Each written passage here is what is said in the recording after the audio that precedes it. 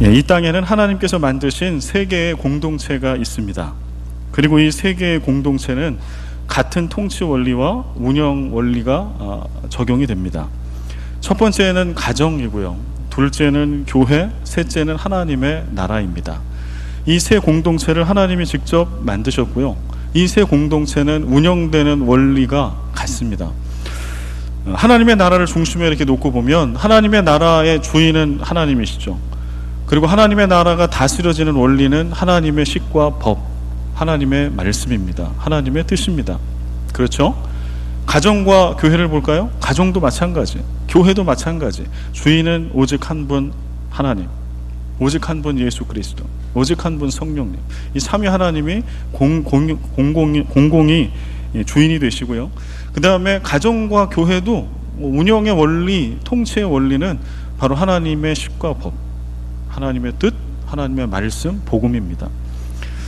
5월 한 달은 5월은 가정의 달이죠. 그래서 특별히 5월 한 달 동안에는 매달 지금 한 주제로 말씀을 전하고 있는데, 5월 한 달은 가정이라고 하는 큰 주제를 가지고 어떻게 믿음의 가정, 행복한 가정을 세워갈 것인가 라고 하는 주제로 말씀을 전하고자 합니다. 그 말씀의 기본에는 하나님 나라의 원리가 가정에도 똑같이 적용된다라고 하는 것입니다. 그래서 오늘 첫째 주일은 어린이 주일입니다. 그러나 이제 교회 학교 아이들은 다 부서에서 예배를 지금 드리고 있을 텐데, 어린이 주일 기억을 해서 오늘 어린이들이 함께 예배를 드리고 있지는 않기 때문에 오늘 이 말씀은 부모 세대들에게 드리는 말씀입니다. 여기서 부모는 지금 아이가 결혼해서 아이가 있다라고 하는 물리적으로 부모님 해당이 당연히 되겠고요. 그 다음에 교회 학교 선생님들 내지는 T나 성경 공부의 교사들, 이분들은 영적인 부모로서 해당이 됩니다. 그 다음에 또 하나는 우리는 믿음 안에 혈연 관계에 있는 공동체라고 지난주에 제가 말씀을 드렸죠. 그래서 예수 그리스도의 십자가 아래서 부모가 아닌 분이 부모가 되고 자녀가 아닌 사람들이 자녀가 되는 그런 혈연 관계로 우리는 맺어졌다. 그래서 우리는 이 가운데 부모 세대들, 나는 꼭 교회학교 교사도 아니고 부모도 아이가 없지만 그러나 교회 공동체 안에 부모 세대로 있다, 복음을 가르쳐야 될 입장에 있다라고 하는 모든 분들에게 하나님께서 주시는 말씀으로 여기고 오늘 예배에 임하시기를 부탁을 드리겠습니다. 부모는 언제 듣고 불러도 아버지, 어머니, 부모님 하면 마음이 따뜻해집니다. 우리는 하나님께서 우리에게 귀한 생명을 주셔서 이 땅에 태어났죠. 그리고 하나님께서 우리를 통해서 이세를 허락해 주셔서 우리는 누군가 우리 자녀들의 부모가 되었습니다. 이 이야기는 이 땅에 존재하는 어떤 사람도 자신의 의지로 부모가 된 사람은 없다라고 하는 거예요. 모든 이 땅에 존재하는 부모는 하나님께로부터 시작이 되었습니다. 믿건 믿지 않건, 믿음이 있건 믿음이 없건 간에 하나님께서는 우리를 부모로 불러주셨는데요. 이 이야기는 뭔가 하니 부모라고 하는 직분은 하나님의 거룩한 부르심에서 시작됐다라고 하는 겁니다. 하나님의 거룩한 부르심, 부모. 하나님이 우리를 부모로 불러주셨어요. 그 시작점은 어떻게 되는 거 아니? 우리에게 하나님이 자녀를 주셨잖아요. 그 자녀가 본래는 누구의 자녀인가요? 하나님의 자녀죠. 성경은 그렇게 얘기합니다. 이 땅에 존재하는 모든 것들은 다 하나님으로부터 시작됐다. 만물이 하나님부터 시작됐고 사람이 하나님으로부터 시작됐다. 그래서 우리의 자녀들도 하나님의 자녀들입니다. 그리고 우리에게 하나님께서 맡겨주신 것이죠. 위탁하여 주신 겁니다. 성경은 이렇게 얘기합니다. 에베소서 6장 4절의 말씀을 우리 함께 읽어보겠습니다. 시작. 또 아비들아 너희 자녀를 노엽게 하지 말고 오직 주의 교훈과 훈계로 양육하라. 아멘. 이 땅에 우리를 하나님께서 부모로 불러주셨어요. 거룩하게. 그리고 우리에게 하나님이 맡겨주신 사명이 있어요. 부모 세대들에게. 어떤 사명인가요? 너희 자녀를 노엽게 하지 말고 오직 주의 교훈과 훈계로 양육하라. 복음으로 가르쳐라. 주의 교훈과 훈계로 하나님의 자녀된 이 내 자녀를 너희들이 대신 맡아서 이 땅에 있는 동안에 양육해라, 교육해라 라고 하는 것이 하나님의 부르심과 더불어 우리에게 주신 의무이기도 하고 부모로서의 특권이기도 합니다. 제가 이 필리핀에 와서 이제 색다른 한국과는 다른 여러 문화들이 있는데 그 중에 하나는 물론 한국도 보모가 있기는 하죠. 좀 형편이 좋으신 분들은 보모가 키우긴 하지만 그게 평범한 일은 아니죠. 그러나 필리핀에 와 보니까 웬만하신 분들은 다 야야라고 하는 보모를 다 드리고 있습니다. 사례를 주고 그래서 아이가 둘 있는 데는 좀 여유 있으면 그 야야가 2명이 있더라고요. 그래서 1명씩 이렇게 딱. 처음에 이제 좀 낯설었던 거는 어디 돌잔치 집에 갔더니 이제 이 야야 보모가 다 애를 하나씩 안고 이렇게 엄마 식사할 때는 밥 먹을 때는 다 이렇게 있어요. 그리고 교회에서 예배 드릴 때도 영유아부 가보면 밖에서 다 이 보모들이 다 대기하고 있습니다. 이렇게. 그래서 아이들 왔다 갔다 할 때 돌봐주고. 그런데 이 아이를 키우는 게 어떻게 어린아이를 키우는 내지는 이제 필리핀에서 오랫동안 아이를 이렇게 살아오시면서 아이를 이렇게 키워오신 부모님들의 하소연이 있습니다. 그건 무엇인고 하니 이 야야라고 하는 보모가 아이를 이제 1년, 2년, 3년 이렇게 아이를 돌보다 보면 어느 순간에 자신이 이 아이의 엄마처럼 이렇게 생각을 한다는 거예요. 이게 내 엄마, 내 아이야.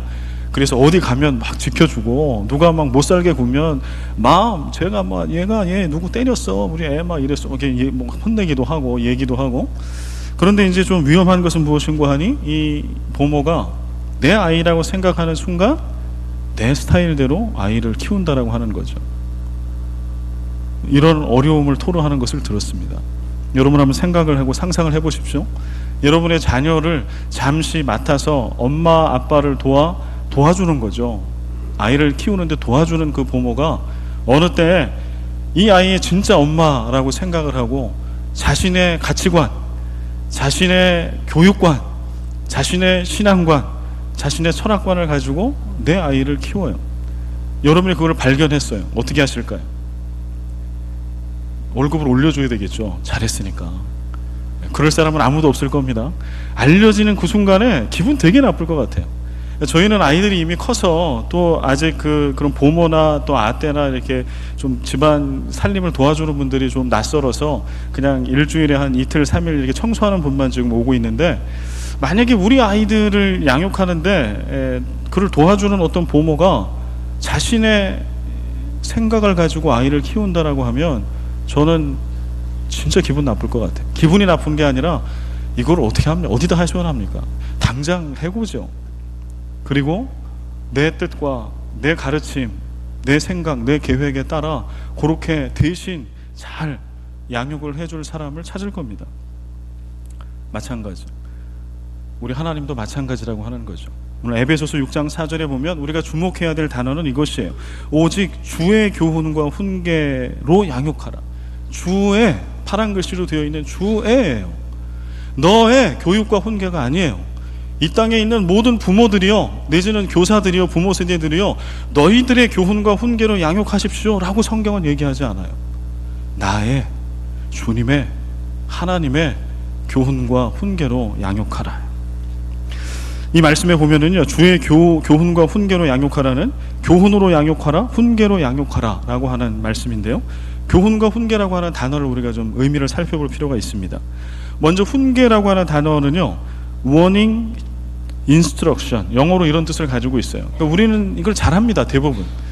이거 뭔가요? 경고하는 거죠. 이렇게 하면 안 돼. 주일날 교회 빼먹고 딴 거 하면 안 돼. 돈이 생겼어, 소득이 생겼어, 10분의 1은 반드시 하나님께 드려야지. 네 마음대로 다 쓰면 안 돼 라고 워닝하고, 이게 옳은 거라고 가르쳐주는 것, 이게 훈계입니다. 우리는 훈계로 아이들을 양육하는 거는 대부분의 부모들이 잘합니다. 곧잘합니다. 그러나 좀 걸림이 되는 것은 교훈으로 양육하는 걸 잘 못해요. 교훈은 본래의 뜻이 트레이닝, 디스플린 이런 뜻을 가지고 있어요. 제자로 만들다, 제자 삼다, 디스플린.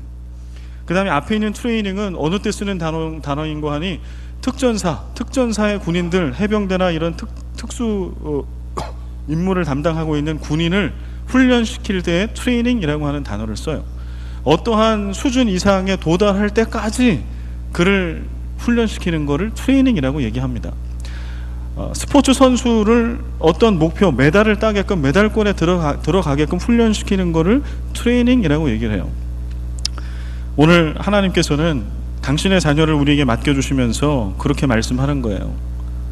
내 자녀들을 내가 잠시 맡고 있는 동안에 옳은 것 그른 것 복음에 비추어 어떤 게 옳은 거고 그런 건지 네가 얘기하기 싫어도 때때로는 초다를 들기 싫고 그가 울고 아들이 딸이 힘들어하는 것을 볼지라도 훈계해라. 이게 옳다, 이게 그르다. 뭐를 기준으로? 주의 훈계로. 주님의 가르침, 하나님의 가르침, 예수 그리스도의 가르침, 성경 말씀 복음의 기준을 가지고 네 기준이 아니라 옳은 것과 그른 것을 이야기해라. 둘째는 예수 그리스도의 제자가 돼서 예수 그리스도의 뜻과 말씀대로 살아갈 수 있는 그러한 살아있는 제자로 만들어라. 거기까지 훈련을 시켜라. 최근에 열광적인 인기를 얻고 종영한 그 어떤 드라마에 유시진 대위 나오잖아요. 멋있잖아요. 특전사. 거기까지 훈련을 시켜야 돼요. 자매들이요, 웃지만 마시고요. 여러분의 자녀를 거기까지 훈련시켜야 된단 말이에요. 어느 상황에 어디다 내놔도 나는 조국을 위해서 노인과 여자와 그 다음에 약한 사람, 병약한 사람을 나는 먼저 구하겠다. 조국의 명예를 지키고 뭐 그렇게 하면서 일상이 그 삶이잖아요. 멋있잖아요. 그런데 하나님께서는 우리에게도 부모된 우리에게 그 사명을 주셨다라고 하는 거예요. 그런데 우리가 그렇게 자녀들을 신앙 안에 훈련시키지 않고 옳고 그름을 이야기해 주지 않고 내 기준에 따라서 내 스타일대로 내 기분에 따라 내 교육관에 따라 그렇게 우리 자녀들을 교육하고 있다면 제가 서두에 말씀드린 것처럼 우리가 너무도 괘씸하게 여기고 언제든지 해고를 시킬 그러한 보모, 그러한 도우미와 다를 바가 없다라고 하는 말씀입니다. 그렇게 주님께서 우리에게 가르쳐 주신 성경 말씀으로 주신 이것을 가지고 훈계하고 교훈하며 아이들을 신앙 가운데 가르쳤을 때 어떻게 될까요? 우리 아이들이 오늘 디모데후서의 말씀은 그 증거를 보여주고 있는 거예요. 얘들아, 너희들 이렇게 하면 이런 작품이 나온다. 이런 작품은 바로 디모데이죠. 5절 말씀에 이렇게 쓰고 있습니다. 이는 내 속에 거짓이 없는 믿음이 있음을 생각함이라. 이 믿음은 먼저 내 외조모 로이스와 내 어머니 유니게 속에 있더니 내 속에도 있는 줄을 확신하노라. 바울이 아들처럼 믿음의 참 아들, 사랑하는 아들이라고 이렇게 불렀던 아들처럼 여겼던 그의 후계자, 그의 제자인 디모데에게 보내는 편지에 그렇게 쓰고 있어요. 야, 너를 보니까 네 안에 거짓이 없는 믿음이 있어. 여러분, 거짓이 없는 믿음은요, 물타기 한 믿음이 아니에요. 때때로 사람들 보는 데서만 잘 믿는 게 아니고요, 어느 곳에 가든지 세상 한 복판에 죄악으로 가득 찬 그 복판에 있어도 성경 말씀대로 살아가는 사람, 순도 100%의 믿음, 이게 거짓이 없는 믿음. 디모데에게 그 믿음이 있더라는 거예요. 그런데 지금 바울이 얘기하고 있는 거는 너에게 그 믿음을 내가 발견했는데 그 믿음은 네가 저절로 갖고 나는 것이 아니라 네 외할머니와 네 어머니한테 있는 그 믿음이 그대로 너한테 있구나, 이렇게 이야기하고 있는 것이죠. 저는 바라건대 5월 한 달 동안, 특별히 2016년에 우리가 부모가 되고 영적 부모가 되고 하나님의 자녀를 위탁받은 위탁 부모, 신앙의 부모가 돼서 우리 자녀들을 복음 가운데, 말씀 가운데 자녀들을 잘 양육한 이후에 우리의 자녀들이 제2의 디모데, 제3의 디모데로 자라갈 수 있기를 간절히 소원합니다. 거짓이 없는 순도 100%의 믿음을 가지고 살아가는 여러분의 아들, 제 딸을 한번 상상해 보십시오. 지금 뭐 작금의 한국교회나 또 우리 필리핀 이민교회도 마찬가지고 교회 학교가 몰락했다라는 표현 이외에는 다르게 표현할 방법이 없을 정도로 지금 교회 학교는 몰락을 했습니다.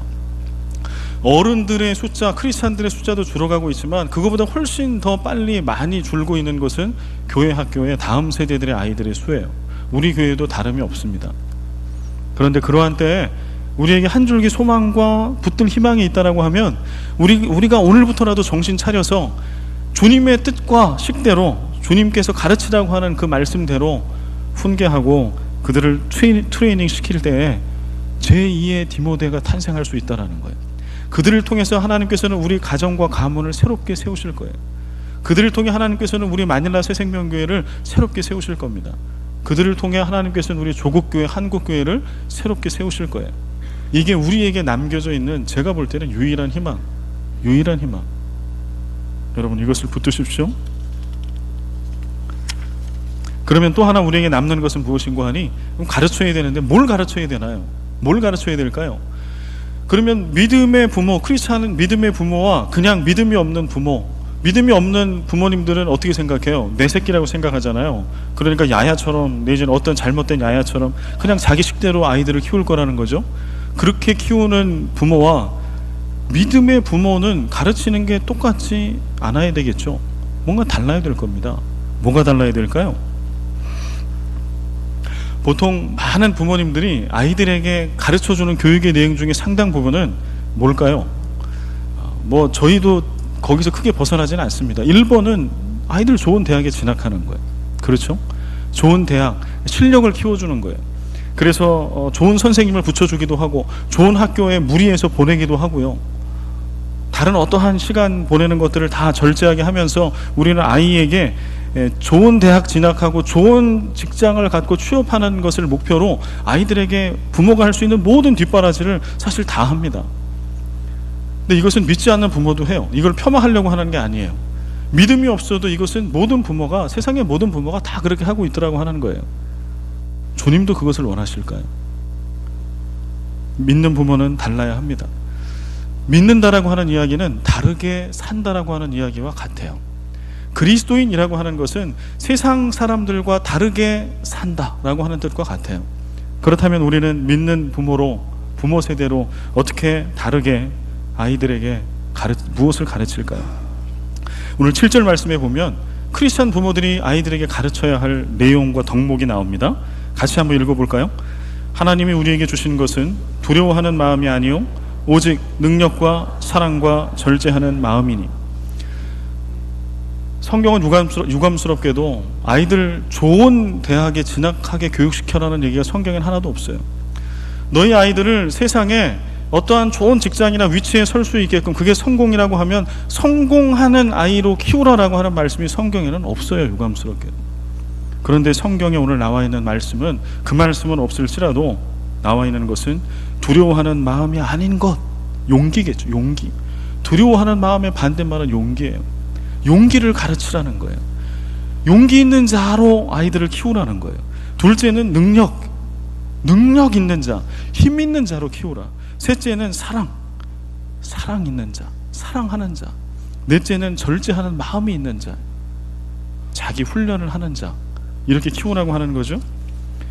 두려워하는 마음을 갖게 되면, 어떤 심리학자, 상담학자가 이렇게 어디다 써놨어요. 뭐냐면 자기 무력증에 빠져 있는 사람, 자기 무력증에 빠져 있어가지고 아무것도 안 하고 못하는 사람들 있잖아요. 이걸 이제 그냥 우리는 게으르다 얘기하는데, 그냥 게으른 거는 천성이 그럴 수 있는데요, 이게 좀 병적으로 게으른 것들이 있어요. 무기력증에 빠져가지고 난 아무것도 할 수 없어, 못해, 그리고 그냥 집구석에만 나이가 30, 30, 40, 50이 돼도 아무것도 못한다고 이렇게 있는 그러한 분들이 있어요. 마음이 아프죠. 그런데 그 심리학자가 분석하기를, 그 무기력증, 게으름의 근원을 파고 들어가면 거기에는 두려움이 있다. 똑같습니다. 그리스도인된 우리에게 두려움이 생기면 영적 무기력증에 빠져요. 두려움이 생기면 기도하다가도요, 두려움이 생기면 기도를 포기해요. 왜냐하면 나는 한번 응답받지 못했던 경험이 있거든요. 하나님이 아무것도 반응하지 않은 경험이 있어서 그게 두려워요. 그러면 기도의 자리에 나아가지 않아요. 공동체 안에 나눔과 사귐과 교제의 자리에 갔다가 상처받은 일이 있으면, 그게 두려움이 작동하면 공동체의 자리, 나눔의 자리, 교제하는 자리에 절대 나가지 않아요. 그래서 두려워하는 마음은 주님이 주신 것이 아니에요. 용기가 필요합니다. 그런데 용기든 능력이든 사랑이든 절제하든 마음이든, 이것은 그냥 나오는 것이 아니에요. 세상에서도 용기를 얘기하죠. 얘들아, 힘이 있어야지, 남자가 패기가 있어야지, 기죽지 마. 세상은 기죽지 않는, 스스로 독립하는 용기를 얘기한다라고 하고, 그런 능력과 힘을 얘기한다라고 하면, 성경은 그렇게 얘기하지 않죠. 오늘 7절 말씀에 보면 하나님이 우리에게 주신 것, 하나님이 우리에게 주신 것이에요. 능력도, 용기도, 사랑도, 절제하는 마음도 하나님이 우리에게 주신 성품이라고 하는 거예요.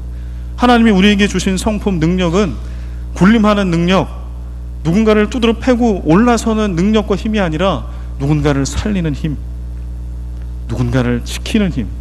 역경과 환란이 올 때에 역경과 환란에 굴하지 아니하고 테러의 위협이 있고 어떠한 무엇이 있을지라도 정면으로 직면하고 대면하고 그 어려움과 고난을 헤쳐나가는 그러한 힘을 우리는 능력, 그러한 마음의 자세를 우리는 용기라고 해요. 이게 주님이 주신 거예요. 사랑, 세상이 이야기하는 사랑은 네가 네가 즐겁고 행복할 수 있는 모든 것들을 다 해라. 그래서 결혼하기 전에도 성적인 것 깨어 있고요. 육체적인 쾌락을 따라 어떠한 것도 다 할 수 있게 오픈되어 있어요. 그러나 주님이 우리에게 주신 사랑은 이것도 마찬가지. 누군가를 살리는 사랑.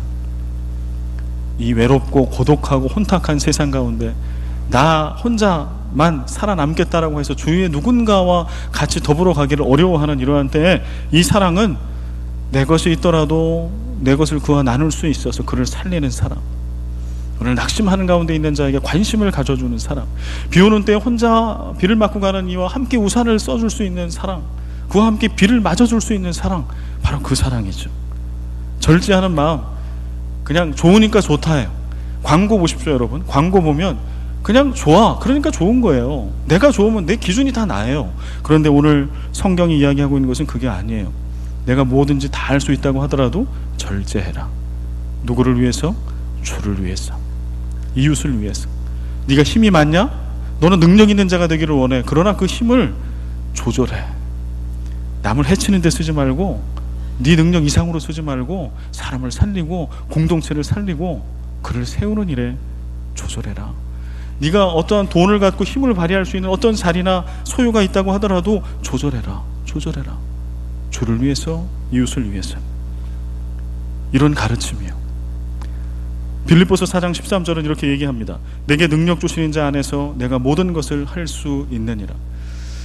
저는 이 신앙을 저희 자녀, 우리 집에 있는 저희 딸 아들에게 전수해주고 싶어요. 어느 곳에 가든지 내게 능력 주시는 자 안에서 내가 모든 것을 할 수 있느니라. 우리는 내가 모든 것을 할 수 있느니라에 초점을 맞춰요. 그러나 이 본문 말씀은 앞에 초점이 맞춰져야 해요. 내게 능력 주시는 자 안에서. 얘야, 주님이 늘 너와 함께 하셔. 그 주님은 십자가의 사망 권세를 이기시고 너 하나만을 사랑하셔서 십자가를 지시고 사망 권세를 이기시고 부활하신 분이야.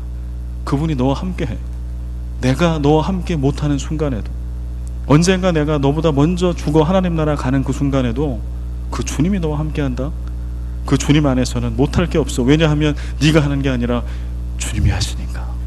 부활의 소망 되시고 우리를 그토록 사랑하시는 그 주님이 하시니까, 네 대신 그 일을 이루시니까요. 여러분, 이런 가르침이요, 용기와 능력과 사랑과 자기 훈련의 마음, 그런 가르침이요. 여러분, 이런 가르침을 자녀들에게 가르쳐 주시고 전수해 주시기를 부탁을 드립니다. 그럴 때 어떤 일들이 생겨날까요? 정말 놀라운 일들이 생겨날 겁니다. 때때로 그럴 때 우리 주님은 우리 아이들의 실패를 통해서도 우리 아이들을 가르치세요. 우리는 우리 자녀들에 대해서 의심이 참 많아요. 부모들은. 저도 마찬가지. 애들 보면, 제가 처음에 이제 저희 아이들이 초등학교에 이제 들어갔는데요, 정말 좋은 기독교 사립학교에 다녔는데 받아쓰기를 받아왔는데 기도 안 차는 거예요. 저는 국어를 상당히 잘했거든요. 시험 공부 안 하고 가도 그냥 거의 뭐 전국 상위 랭킹을 했는데, 다른 과목은 잘 못했으나 국어를. 그런데 얘네들이 받아쓰기를 받아오는데 뭐 30점, 50점, 그런 점수가 있는지 저는 처음 알았어요. 이게 주워온 애들은 아는 거 분명한데 제 아내도 잘했다는 얘기를 들었는데 아내가 거짓말을 한 건가? 뭐가 문제인가? 그랬더니 오히려 제 아내는 태평한 거예요. 때 되면 다 해. 저 때는 다 몰라. 근데 제 조급한데 참았죠.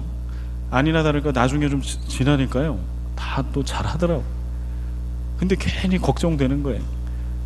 그리고 참 쓸데없는 걱정 중에 걱정은 우리 아이들을 바라보면서 이 아이들이 나중에 어떻게 클까? 이 험한 세상에 어떻게 신앙을 지키고 잘 살아갈까? 밥벌이 할까? 가정을 꾸릴까? 이거죠. 그러나 참 어리석은 고민이죠. 왜냐하면 여러분과 저를 보십시오. 우리 아이만한 때에 여러분 소망이 있었어요? 우리 아이만한 때에 저는 죄송하지만 소망이 없었어요. 제가 중1 때부터 정말 그 가정생활 이게 너무 힘들어가지고 자살을 결심하고, 고1 때 자살을 3번 시도해봤고요, 고1 때 가출했고요. 정말 흑역사입니다. 저는 그런 사춘기를 중학교 때 고등학교 때 보냈어요. 지금 우리 아이가 작은 애는 중3, 큰 애는 고2예요. 아무리 큰 말썽을 뭐 피우지도 않지만 할 얘기가 없어요. 저는 그 아이들보다 훨씬 더 문제아였거든요. 근데 오늘 저를 보면 여러분 문제 목사로 보이지는 않으시죠?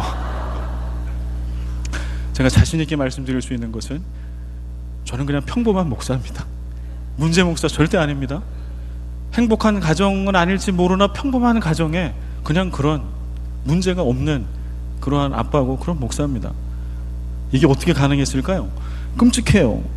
제 어린 시절에 그 나이에 저를 보면 불가능해요. 이거는 기적과 같아요. 누가 이렇게 하신 걸까요? 물론 우리 부모님이 열심히 저를 가르치셨죠. 그러나 우리 주님이 여러분 아닌 것처럼 그러고 계시지 마십시오. 여러분도 흑역사가 다 있지 않으셨어요? 부모님 용돈 준 거 띵겨서 책 사라고 하는 거 뭐 먹어보신 분 계실 거고, 등록금 가지고 내뺀 분도 계실 거고, 거짓말 수도 없이 하신 분도 계실 거고, 친구와 쥐잡고 싸우신 적도 있을 거고, 저처럼 가초를 한 번 한 게 아니라 저보다 더 별을 여러 개 다신 분도 있을 거고. 그러나 오늘 이 5월 1일 첫 주 예배에 우리 다 거룩한 예배자의 자리에, 은혜의 자리에 있지 않습니까? 여러분이 증인입니다. 제가 증인입니다. 그런데 유독 우리는 그런 역사를 통해 오늘 여기에 온 은혜 증거임에도, 증인임에도 불구하고 우리 자녀들을 생각하면 걱정이 앞을 가려요. 얘네들이 어떻게 될까? 주님이 그러실 거예요. 얘야, 네 걱정이나 해라. 여러분 믿음의 눈을 드십시오. 우리 자녀들은 생각보다 강합니다. 그러니까 세상이 다 줄 수 있는 것들이 있다라고 하면 정말 성경에서 얘기하고 있는 이 믿음을 주세요. 예수 그리스도 안에서의 용기와 능력과 사랑과 자기 훈련, 절제, 복음의 가치대로 살아가는 것. 이거 주면 세상적인 거 안 주니까 애들이 망할 것 같죠? 절대 그렇지 않아. 절대 그렇지 않아. 그 다음에 마지막입니다. 무엇을 가르칠 것인가라고 할 때 우리가 또 믿지 않는 세상 사람들과 다르게 우리가 가르쳐야 할 것은 복음이죠. 복음인데 어떤 복음이냐예요. 이것은 복음의 삶을 이야기합니다. 8절 말씀 볼까요? 8절 말씀 같이 한번 보겠습니다. 그러므로 너는 내가 우리 주를 증언함과 또는 주를 위하여 갇힌 자 된 나를 부끄러워하지 말고 오직 하나님의 능력을 따라 복음과 함께 고난을 받으라. 여기 말씀에는 복음이 있어요. 그렇죠? 지금 바울이 디모데에게 간절히 이야기하는 결론이에요. 이게 앞에 쭉 뭐 얘기하고 너에게 순도 100%의 정결 깨끗한 믿음이 있어. 그리고 나서 디모데에게 바울이 권면하고 있고 당부하고 있는 것은 복음과 함께 고난을 받는 자가 되라라고 하는 거예요. 복음과 함께 고난을 받으라. 고난 그러니까 아이고 우리 귀한 금쪽 같은 새끼들을 어떻게 고난받게 합니까? 이 생각이 드시죠? 그럼 부드럽게 좀 바꿔볼게요. 복음을 살아내는 자예요. 복음대로 살아내는 자녀들로 만들라요. 복음을 살아내는 자, 들은 말씀대로 살아가는 자, 그런 자들로 만들라요. 복음, 오직 하나님의 능력을 따라 복음과 함께 고난을 받아. 이 보면은요, 복음이 가운데 있고요, 왼쪽에는 능력이 있고 오른쪽에는 고난이 있어요. 여러분 우리 자녀들에게 우리가 이것을 복음을 사는 자녀들로 우리가 만들어야 하는데, 그럴 이유가 어디 있는고 하니 복음을 살아내는 자는요 고난을 두려워하지 않아요. 고난이 아닌 거예요. 복음을 살아내는 자에게는 고난과 고통과 역경이 더 이상 그 단어로 적용되지 않아요. 주님의 은혜죠. 주님의 임재죠. 하나님의 능력을 경험하고 보는 순간이죠.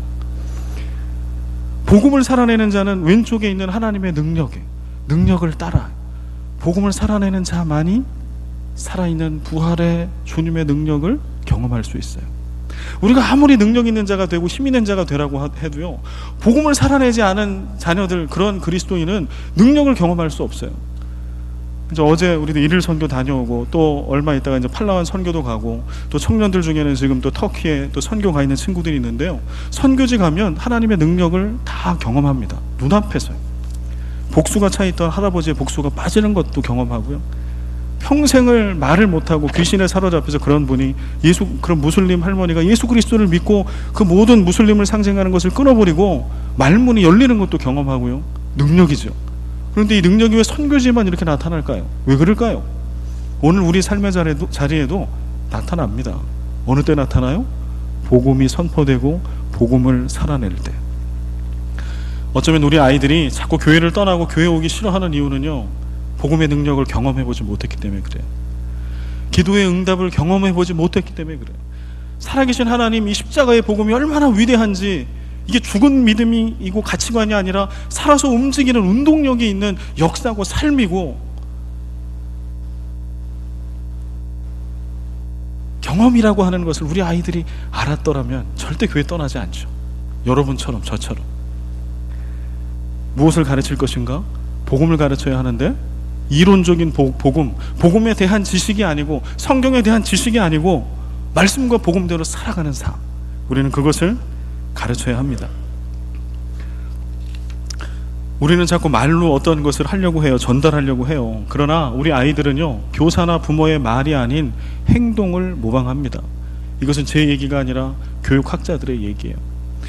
제 기억 속에요, 어렸을 때 유치원 다니기 전부터 교회를 제가 다녔는데, 저를 가르쳐 주셨던 교회 학교 선생님, 반사님이라고 그때는 그랬는데, 딱 두 분이 기억이 나요. 한 분은 정말 지금도 기억하면 가슴이 따뜻해지는 좋은 선생님, 또 한 분은 지금 생각해도 별로다라고 하는 선생님.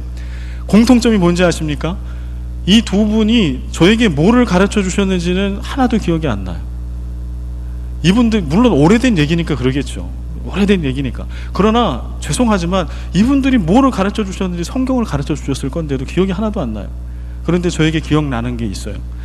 지금까지도 제가 존경하고 저를 따뜻한 기억으로 남은 그 선생님은 아줌마 선생님, 할머니 선생님이셨어요. 권사님이실 것 같은데, 이분은 늘 저를 1학년, 2학년 때, 저학년 때였는데, 이렇게 마룻바닥으로 된 그 예배당이 있으면 늘 교회에 이렇게 가면은요, 저를 무릎에 딱 앉혀주세요. 아주 추운 겨울에 바닥 되게 차잖아요. 그러면 저를 무릎에 딱 앉혀주면 따뜻해요.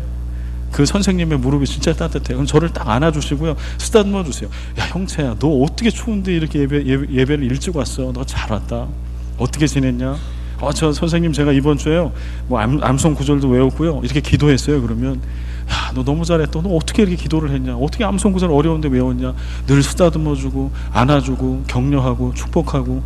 그 선생님이 해주신 말씀과 지식은 하나도 생각이 안 나는데, 그분이 남겨주신 체온, 그 사랑, 복음의 삶, 저는 그분을 통해 예수님을 배웠어요.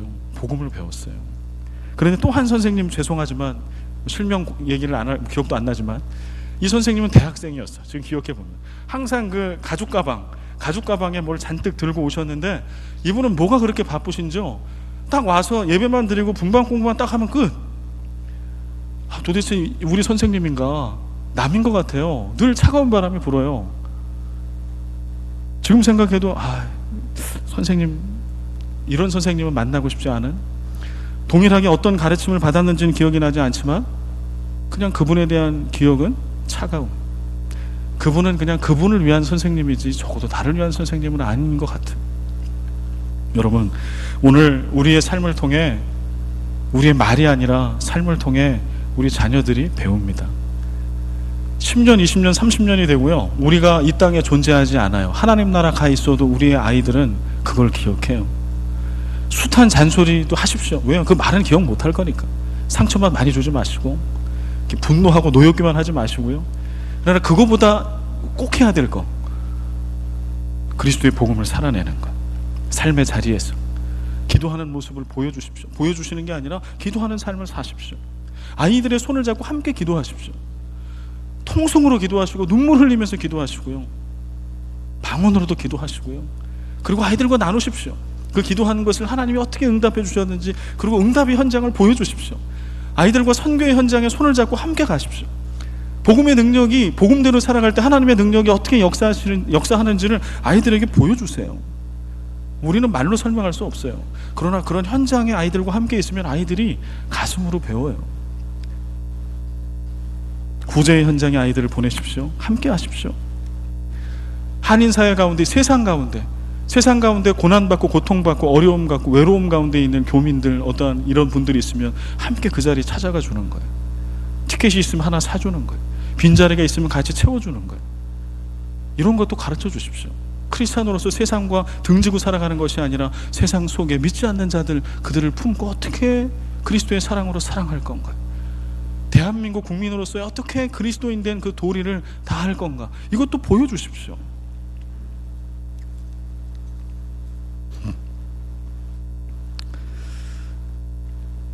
말씀을 이제 맺으려고 합니다.